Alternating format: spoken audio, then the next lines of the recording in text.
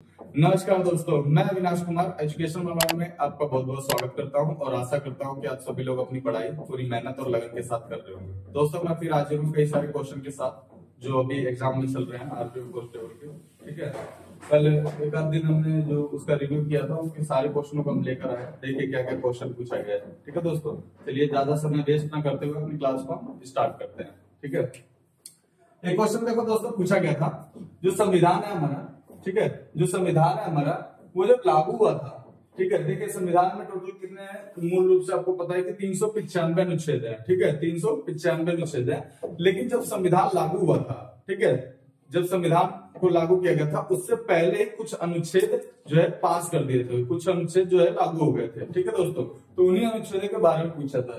तो इसने पूछा था उन अनुच्छेदों के बारे, ज्यादा डीपली तो नहीं पूछा था, बस उनकी संख्या पूछी थी कि कितने अनुच्छेद संविधान के लागू होने से पहले ही जो है प्रवर्तन में ला दिए गए थे, यानी लागू हो गए थे। ठीक है, तो देख लेते हैं क्या पूछा था, कितने अनुच्छेद, ठीक है, कितने अनुच्छेद संविधान के लागू होने से पहले ही, संविधान के बनने से पहले ही लागू हो गए थे। ठीक है, कितने अनुच्छेद संविधान के बनने से पहले लागू हो गए थे। ठीक है, लागू हो गए थे।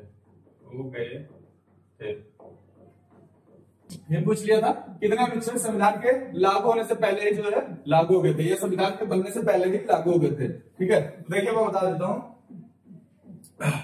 इसका आंसर है टोटल 15 अनुच्छेद। कितने? टोटल 15 अनुच्छेद ऐसे थे जो संविधान के बनने से पहले ही लागू हो गए थे। देखिए थोड़ी चर्चा कर लेते हैं कौन कौन से अनुच्छेद थे, कभी कभी शायद ये हो सकता है ये भी पूछ ले। तो पहले देखो अनुच्छेद 5, मैं लाइन से लिखता जा रहा हूं, देखते रहना। देखिए अनुच्छेद 5, 6, 7, 8, 9, ठीक है, 5, 6, 7, 8, 9, फिर अनुच्छेद 60, ठीक है दोस्तों, फिर 324, फिर 366, ठीक है, 324, 366, फिर 367, ठीक है, फिर 379, 379, ठीक है, 379, फिर 380 और एक दाग 388, ठीक है, कितने हो गए? 1 2 3 4 5 6 7 8 9 10 11 12, ठीक है, 3 और थे, 388 तक हो गए, फिर 391, ठीक है, 392 और 393, ठीक है, ये टोटल 15 अनुच्छेद थे जो संविधान के लागू होने से पहले, संविधान के बनने से पहले दोस्तों लागू हो गए थे। ठीक है, एक बार और मैं बता देता हूँ, 5 6 अनुच्छेद देख लीजिए, 5 6 7 8 9, अनुच्छेद 60, अनुच्छेद 324, 66, 366, 367, 379, 379, 380, 388 और 391, 392 और 393, 15 अनुच्छेद से जो संविधान के बनने से पहले ही लागू हो गए थे। ठीक है दोस्तों, नेक्स्ट क्वेश्चन पूछा था कि जो राष्ट्रमंडल खेल है, जो कॉमनवेल्थ गेम है, उसमें हमारा देश जो है कब भाग लिया था या कब शामिल हुआ था। ठीक है, तो क्या क्वेश्चन था? क्वेश्चन 2 था कि राष्ट्रमंडल खेल, ठीक है, कॉमनवेल्थ जो गेम है, राष्ट्रमंडल खेलों में जो है भारत ने कब भाग, या भारत ने कब जो है, कब खेलों में भारत कब शामिल हुआ। ठीक है, खेलों में भारत कब शामिल हुआ, कब, ठीक है, शामिल हुआ। ठीक है दोस्तों, देखिए इसका आंसर बताऊंगा, उसके साथ साथ जो है ना कुछ चीजें ऐसी भी बताऊंगा जो आने वाले एग्जाम के साथ जो पॉइंट ऑफ व्यू से इंपोर्टेंट होंगे। उस टाइम जब ये हमारे खेल, जब हमारा देश जो है इस राष्ट्रमंडल खेलों में शामिल हो रहा था, उसी टाइम कुछ और भी चीजें इसके अलावा जो हुई थी, शायद हो सकता है उनको भी पूछ ले तो उनकी भी हम चर्चा कर लेंगे।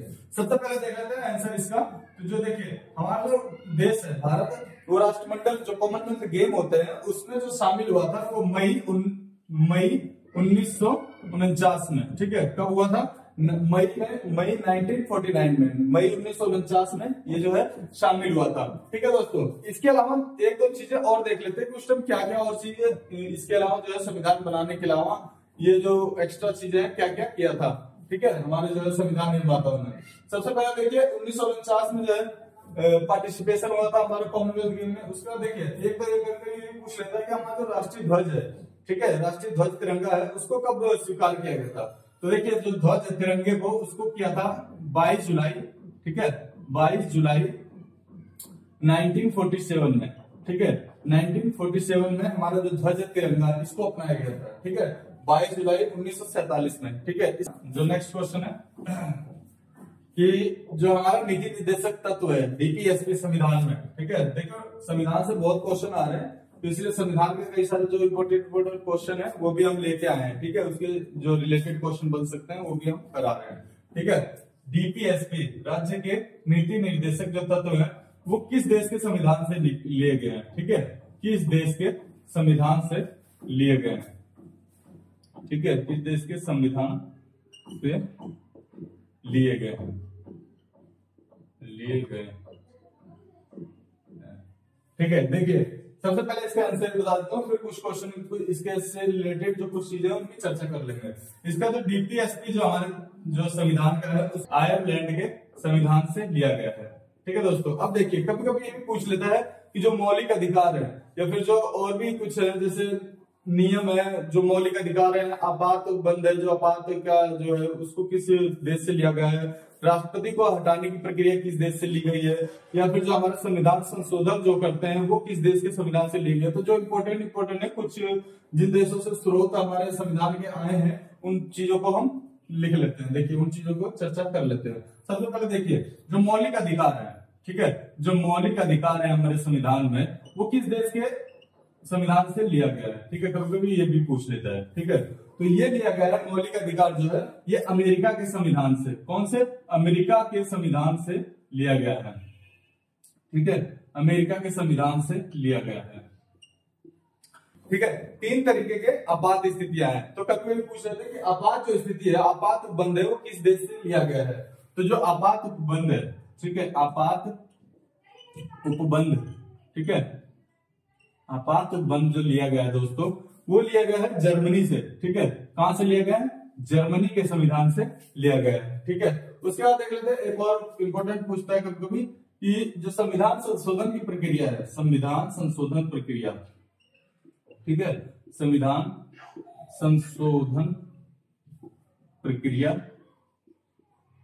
ठीक है, संविधान संशोधन प्रक्रिया किस देश से लिया गया है। तो ये लिया गया है साउथ अफ्रीका से, दक्षिण अफ्रीका के संविधान से जो है संविधान संशोधन की जो है लिया गया है प्रक्रिया। संविधान में जो भी संशोधन करते हैं उसकी जो है, ठीक है, उसका जो है उसकी प्रक्रिया लिया गया है। उसके बाद देखिए एक चीज और पूछ लिया जाता है कि जो हमारी प्रस्तावना है उसकी भाषा कहां से लिया गया है। देखिए प्रस्तावना में 2 चीजें, प्रस्तावना होनी चाहिए कि नहीं होनी चाहिए, ये यानी प्रस्तावना का जो विचार है वो अमेरिका के संविधान से लिया गया है। ठीक है, ठीक है, प्रस्तावना का जो विचार है मैं यहां लिख देता हूं उसके साथ में, प्रस्तावना, प्रस्तावना का विचार। ठीक है, प्रस्तावना का विचार, ठीक है, प्रस्तावना का विचार तो अमेरिका के संविधान से लिया गया है, लेकिन प्रस्तावना की भाषा जो है वो कहां से लिया गया है, वो लिया गया है ऑस्ट्रेलिया के संविधान से। ठीक है, प्रस्तावना की भाषा, प्रस्तावना की भाषा जो लिया गया है दोस्तों वो लिया गया है ऑस्ट्रेलिया के संविधान से। ठीक है, ऑस्ट्रेलिया के संविधान से। ठीक है, आशा करता हूं ये इंपॉर्टेंट चीज है, आप समझ गए होंगे। ठीक है, तो ये इससे रिलेटेड है, हो सकता है इसमें से भी आने वाले एग्जाम में पूछ ले क्वेश्चन। ठीक है दोस्तों, नेक्स्ट क्वेश्चन पूछा था जो हमारा जो अनुसूची है उस अनुसूची से पूछा था कि जो शक्तियों का विभाजन है वो किस अनुसूची में है। ठीक है, देखिए शक्तियों का जो विभाजन है, शक्तियों का विभाजन, ठीक है, किस अनुसूची में है, किस अनुसूची में वर्णित है। ठीक है दोस्तों, ये क्वेश्चन आया था। तो देखिए इसका मैं आंसर बताता हूं, उसके बाद देखना तो कुछ इंपोर्टेंट जो अनुसूचियां हैं उसके बारे में भी चर्चा कर लेंगे। देखिए शक्तियों का जो विभाजन है वो है हमारे 7वीं अनुसूची में। कौन सी अनुसूची में, 7वीं जो अनुसूची है उसमें शक्तियों का विभाजन है। ठीक है, 7वीं अनुसूची, ठीक है, 7वीं अनुसूची में। और इसको किस प्रकार विभाजित किया गया है, इसको 3 प्रकार से विभाजित किया गया। देखिए मैं बता देता हूं जो है ना विभाजन, देखिए कैसे किया गया है। सबसे पहले देखिए सबसे पहले क्या गया है, संघ सूची। ठीक है, संघ सूची, संघ सूची, ठीक है, और उसके बाद क्या गया है, उसके बाद क्या गया है राज्य सूची, राज्य सूची। ठीक है, उसके बाद क्या गया है समवर्ती सूची, समवर्ती और सूची। ठीक है, देखिए मैं बता देता हूं आपको इन तीनों के बारे में। संघ सूची वो चीज है जिसपे हमारी संघ की सरकार यानी केंद्र की सरकार बना सकती है, जिसपे कानून, ठीक है, वो उन सूची उन विषयों को कहते हैं संघ सूची, ठीक है। और जिन राज्य सूची ऐसे सूची है उसमें ऐसे विषय लिखे गए हैं जिसपे जो राज्य की सरकार है वो कानून बना सकती है, ठीक है। उसके बाद है समवर्ती सूची। समवर्ती सूची में ऐसे विषय डाले गए हैं जिसपे ये दोनों सरकारें बना सकती है कानून, लेकिन अगर कभी भी इन दोनों सरकारों के द्वारा बनाया जाने वाला जो विषय है वो अगर समान होगा तो जो केंद्र सरकार यानी बड़ी सरकार जो होगी उसके द्वारा जो बनाया जाने वाला कानून होगा वही मान्य होगा, ठीक है। छोटी सरकार द्वारा यानी राज्य की सरकार द्वारा जो कानून बनाया गया है वो मान्य नहीं होगा, ठीक है। तो ये चीज को आप ध्यान रखना, ठीक है दोस्तों। अब इसकी कुछ सूचियों के बारे में देख लेते हैं। देखिए सबसे पहले तो कभी कभी ये क्वेश्चन पूछ लेते हैं डायरेक्ट, क्या हमारे संविधान में टोटल अनुसूची कितनी है, ठीक है। देखिए संविधान की थोड़ी सी हम इसका स्ट्रक्चर की बात कर लेते हैं, इसमें क्या क्या चीजें हैं। तो देखिए सबसे पहले इसमें भाग कितने हैं, ठीक है। सबसे पहले इसमें भाग कितना है, इसमें 22 भाग है, ठीक है। इसमें 22 भाग है, ठीक है दोस्तों। संविधान में कितने भाग हैं, 22 भाग है, ठीक है। उसके बाद देख लेते हैं इसमें अनुसूचियां कितनी है, ठीक है।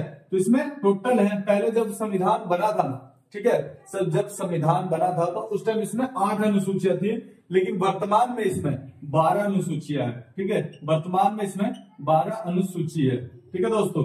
उसके बाद है इसमें अनुच्छेद कितने हैं, तो मूल रूप से जब संविधान बना था तो उसमें 395 अनुच्छेद थे, और अभी भी मूल रूप से संविधान में अनुच्छेद है वो भी इतने ही हैं, ठीक है। बाकी उसमें आगे पीछे किया जाता है, ए बी करके जोड़ा जाता है, लेकिन मूल रूप से इतने ही अनुच्छेद है, ठीक है दोस्तों, संविधान में।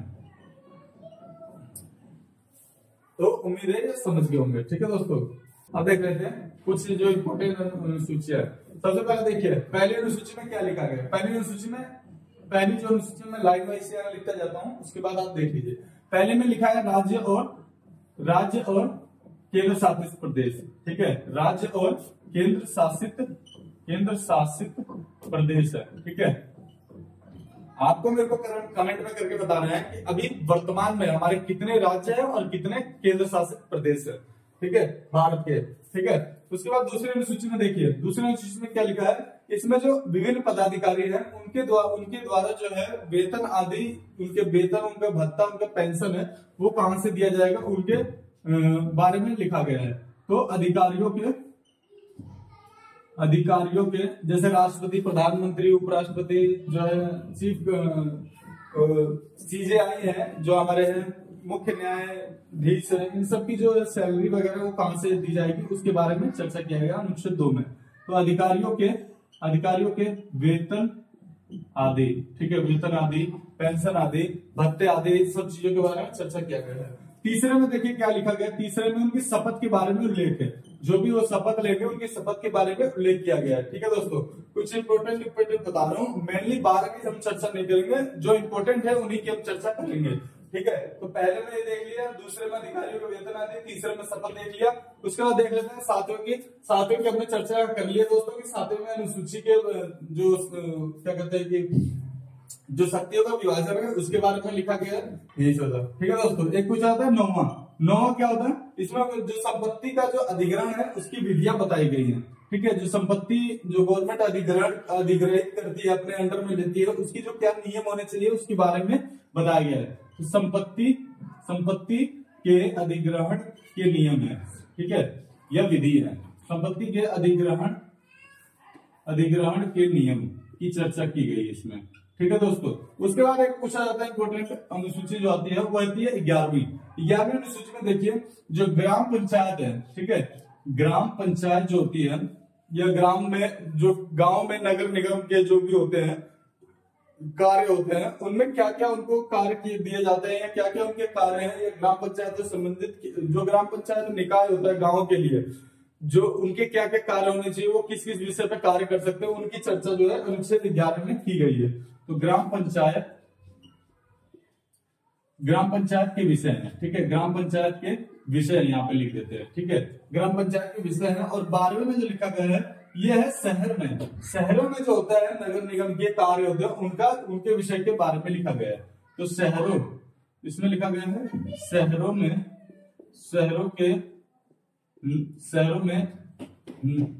ठीक है, शहरों में नगर निगम के विषय, ठीक है, के विषय के बारे में लिखा गया है। तो गांव में जो ग्राम पंचायत का जो नगर निगम का काम करते हैं उनको टोटल दिया गया है 29 विषय, और शहरों में जो काम करने नगर निगम जो कार्य करती है उनको दिए गए हैं, शहरों के लिए जो ग्राम पंचायत होती है जिसे नगर निगम भी कह सकते हैं या फिर, ठीक है, उनको दिए गए हैं 18 विषय। ठीक है, तो ये टोटल 12 अनुसूचियों में से हमने बहुत इंपोर्टेंट जो अनुसूची है उनकी चर्चा हमने कर ली है।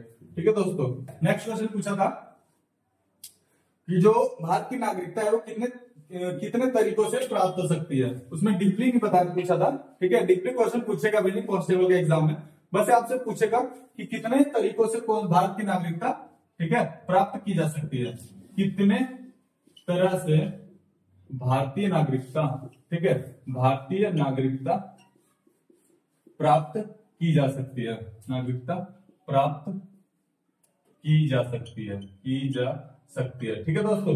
अब ये देखिए दोनों की हम चर्चा कर लेंगे, कितने तरीकों से हमें नागरिकता मिल सकती है और कितने तरीकों से हम नागरिकता खो सकते हैं। ठीक है, तो सबसे पहले है हमें 5 तरीके से, ठीक है, इसके आंसर में लिख देता हूं, 5 तरीके से भारत की नागरिकता हमें मिल सकती है और 3 तरीके से, या तो 3 तरीके से हम इसकी नागरिकता खो सकते हैं। 5 तरीके से मिल सकती है, ठीक है, यहां लिख देता हूं, 5 तरीके से मिल सकती है, ठीक है, और 3 तरीके से, कभी पूछ लेता है कि कितने तरीके से हम भारत की नागरिकता खो सकते हैं, तो 3 तरीके से हम इसकी नागरिकता खो सकते हैं। ठीक है, खो सकते हैं। ठीक है, अब थोड़ी सी तरीकों की चर्चा के बारे में बात कर लें। देखिए सबसे पहले हम किस तरीके से पा सकते हैं, तो सबसे पहले हमारा जन्म भारत में होना चाहिए। ठीक है, हमारे माता पिता का, यदि हम विदेश में भी रह रहे हैं तो हमारे माता पिता जो है उनमें से किसी एक का जन्म भारत में होना चाहिए। ठीक है, या तो भारत में कोई ऐसा एक डॉक्यूमेंट बनवा लें, ठीक है, 2 हो गए, या तो तीसरा है भारत में कोई ऐसा डॉक्यूमेंट बनवा लें जिसके तहत जैसे आधार कार्ड हो गया, पहचान पत्र हो गया, या कोई हमारा ऐसा कोई भी डॉक्यूमेंट अगर इंडिया में हमारा बन जाता है तो हम भारत के नागरिक हो जाते हैं। चौथा है, यदि हम भारत में, ये पहले था कि यदि हम 5 साल से कम, यदि हम 6 महीने से ऊपर की अवधि में रह रहे हैं तो हम ये दावा कर सकते हैं कि हम यहाँ पे किसी भी कार्ड को बनवा सकते हैं, लेकिन अब उस अवधि को 5 साल कर दिया है कि 5 साल तक हमें कम से कम, अगर कोई विदेशी अगर भारत में रहता है तो ही वो यहाँ का कुछ कार्ड बनवा सकता है, अदरवाइज नहीं।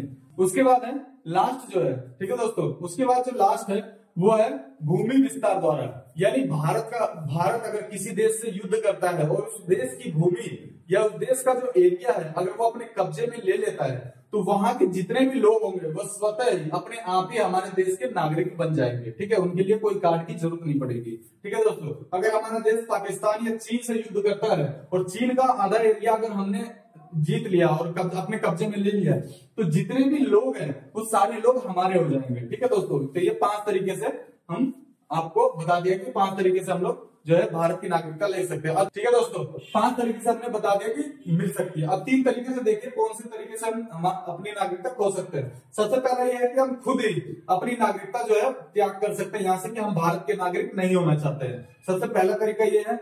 दूसरा तरीका है, अगर हम भारत में देखिए एकल नागरिकता है, दोहरी नागरिकता नहीं है। किसी किसी देश में ऐसा हो सकता है कि आप जैसे अमेरिका में क्या है, आप अमेरिका के भी नागरिक हो सकते हैं और किसी अन्य देश के भी, लेकिन भारत में एक ही नागरिकता है। अगर आप भारत में की नागरिकता लेते हैं तो सिर्फ भारत के नागरिक हैं। अगर आप पाकिस्तान में चले जाते हैं तो भारत की नागरिकता अपने आप खत्म हो जाती है किसी भी देश में। तो अगर मैंने किसी भी देश की, जैसे चाइना, अमेरिका या लंदन या कहीं की भी अगर नागरिकता ले ली है तो मेरे जो है भारत की नागरिकता अपने आप ही स्वतः ही खत्म हो जाएगी। ठीक है, दोहरी नागरिकता नहीं चलेगी इंडिया में। तो सबसे पहले आपने देखिए दोनों, सबसे पहले खुद से त्याग करने में, दूसरा है कि किसी और देश की नागरिकता लेने में अपने आप ही खत्म हो जाती है, और तीसरा है कोई ऐसा कृत्य कर दिया हमने, कोई ऐसा कार्य कर दिया है जिसके द्वारा भारत सरकार जो है हमसे हमारी नागरिकता छीन सकती है। ठीक है, तो ये 3 तरीके हो गए। ठीक है, 3 तरीके से हम नागरिकता खो सकते हैं और 5 तरीके से हम नागरिकता प्राप्त कर सकते हैं। ठीक है दोस्तों, आशा है मेरी क्लास ये आपको अच्छी लगी होगी। ठीक है, देखिए मैं अपनी पूरी कोशिश कर रहा हूं कि जितने भी क्वेश्चन बन सकते हैं एग्जाम में, जितने भी कंटेंट बन सकते हैं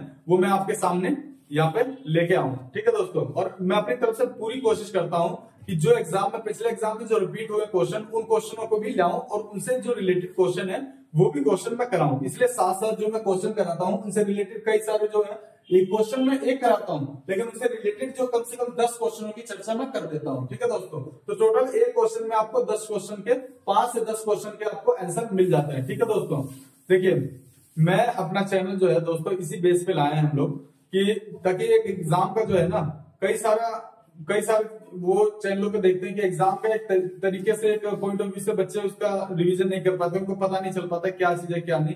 तो एग्जाम के इसी पॉइंट ऑफ व्यू से हम लोग ये सब क्वेश्चन तैयार कर रहे हैं और इन्हीं सब पॉइंट ऑफ व्यू से एग्जाम में क्या क्या आने वाले हैं, इन्हीं सब पॉइंट ऑफ व्यू से हम क्वेश्चनों को लाते हैं। ठीक है दोस्तों, ये हमारा खुद का पर्सनल एक्सपीरियंस है कि कई सारे एग्जामों का, ठीक है, कैसे कैसे क्या एग्जाम में पूछे गए क्वेश्चन। तो दोस्तों आप लोग हमारे साथ इसी तरह बने रहिए और हमारे इस चैनल को सब्सक्राइब कर लीजिए ताकि हम डेली डेली जो कंटेंट ला रहे हैं उसको आप पढ़ें। और देखिए आने वाले जो एग्जाम में बता देता हूँ, जिनका भी एनटीपीसी का एग्जाम है वो रेडी हो जाए। ठीक है दोस्तों, जिनका भी एनटीपीसी का एग्जाम होने वाला है वो तैयार हो जाए अभी से। ठीक है, टोटल अभी 1 महीना और बचा हुआ है कुल मिलाकर। ठीक है, रेलवे एनटीपीसी का 1 महीना और बचा हुआ है।